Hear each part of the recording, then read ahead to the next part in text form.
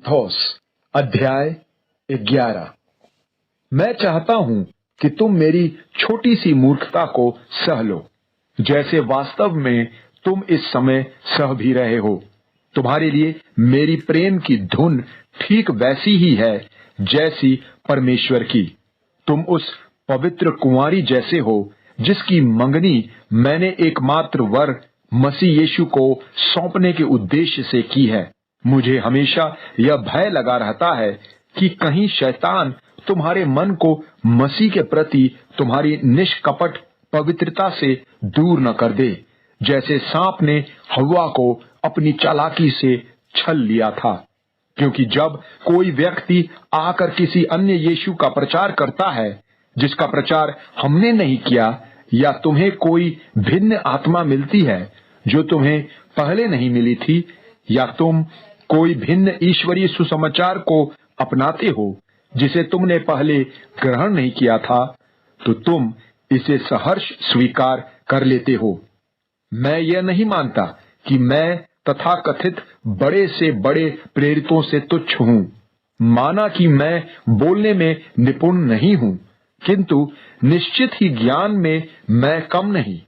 वस्तुतः हमने हरेक प्रकार से हरेक क्षेत्र में तुम्हारे लिए इसे स्पष्ट कर दिया है, इसलिए कि मैंने तुम्हारे लिए परमेश्वर के ईश्वरीय सुसमाचार का प्रचार मुफ्त में किया। क्या तुम्हें ऊंचा करने के उद्देश्य से मेरा स्वयं को विनम्र बना लेना अपराध था? तुम्हारे बीच सेवा करते हुए मेरा भरण पोषण अन्य कलीसियाओं द्वारा किया जा रहा था। यह एक प्रकार से उन्हें लूटना ही हुआ। तुम्हारे साथ रहते हुए आर्थिक जरूरत में भी मैं तुम में से किसी पर भी बोझ न बना। मकेदोनिया प्रदेश से आए साथी विश्वासियों ने मेरी सभी जरूरतों की पूर्ति की। हर क्षेत्र में मेरा यही प्रयास रहा है कि मैं तुम पर बोझ न बनूं। भविष्य में भी मेरा प्रयास यही रहेगा। मुझ में मसीह का सच मौजूद है, इसलिए पूरे अखाया प्रदेश के क्षेत्रों में कोई भी मुझे मेरे इस गौरव से दूर न कर सकेगा। क्यों?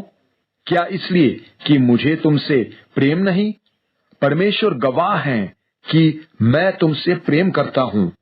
मैं जो कुछ कर रहा हूं वही करता जाऊंगा कि उन व्यक्तियों की इस विषय में घमंड करने की सारी संभावनाएं समाप्त हो जाएं, कि वे भी वही काम कर रहे हैं जो हम कर रहे हैं।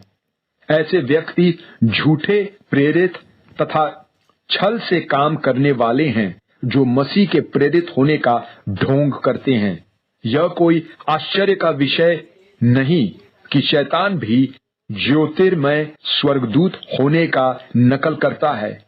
इसलिए इसमें यह भी बड़ी बात नहीं कि उसके सेवक भी, जिनका अंत उनके कामों के अनुसार ही होगा, धार्मिकता के सेवक होने का नाटक करते हैं।